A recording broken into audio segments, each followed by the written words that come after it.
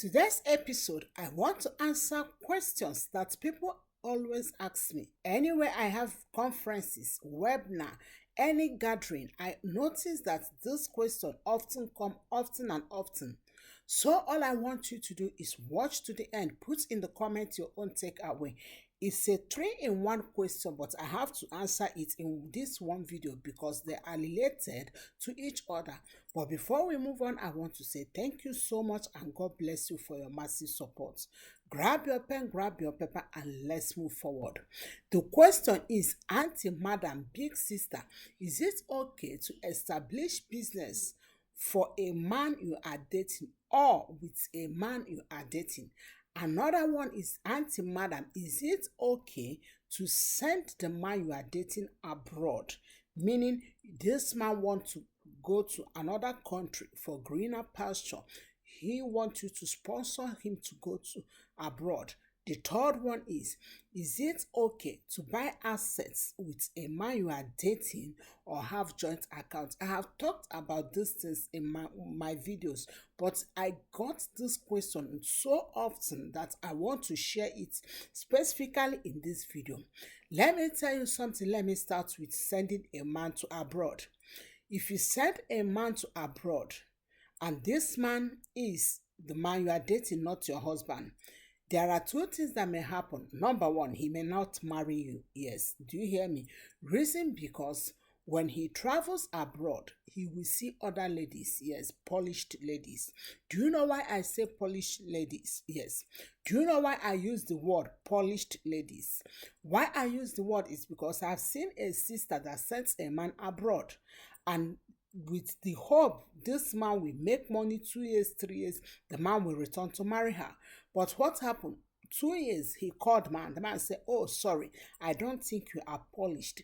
I need polished ladies in my life. Imagine that. So now he begins to see polished ladies. So because he have traveled, he will see so many ladies with their money. So because of that, he may not return back to you. So do your best to avoid it. Second thing that will make him not to marry you if he travels abroad is, in abroad, immigrants face a lot of issues, but especially visa issues. When a woman in abroad doesn't have a visa, she normally travels home or declare herself refugee. But for men, instead of them to travel home or declare refugee, do you know what they normally do? They engage themselves to marry another woman. Yes, in the name of getting visa, getting documents. Yes, they will marry another woman there. So imagine that. That's the man you sent abroad, hoping that he's coming back, but 2 years, 3 years, maybe he doesn't get visa, he doesn't secure visa, he married another person and abandoned you. So sending a man abroad is a big issue if that person is not your husband. Then is it okay for me to establish business with the man I am dating or for the man I am dating? My darling, may I tell you that I will marry you is not the same as I am marrying you. The truth is this, yes, the money you want to establish the business came from your account or will come from your account, but if the business is in his name, may I tell you that the business is legally belong to him. Meaning, if anything happen that you both doesn't stay together, do you know what will happen? He will take over the business because the documents, everything about the business is in his name. So do your best to know that it's very dangerous to open business for a man that is not yet your husband, or open business with a man that is not yet your husband. Yes, the money is your money, but legally the business is his, especially if the business bears his name. Make sure that you don't fall a victim. The last question says, is it okay to have joint accounts with a man I'm dating or to buy joint assets with a man I am dating? My darling, may I tell you that not every relationship leads to marriage. Yes. Many times we fantasize, we assume there are so many chemistry, we think like, okay, we will marry, but something may happen on the way. Yes. Something may happen that both of you will sit down and feel like, I don't think that this marriage will work again. Yes. Like you look at the event of things that is happening within you and within him, you feel like, why don't we just give up? So imagine if you buy assets or you bought assets or have joint accounts with this man. What do you do? How will you split it? Let me give you a story. I had a sister, and this sister had joint accounts with a man. And my eye tell you, they love themselves. Both families know that they were married. But what happened? Process when they check their blood, they notice that they are AS. Okay.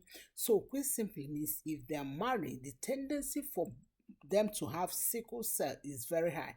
You know what I mean? So in this case, you say that it's neither the man's problem nor the woman's problem. What do?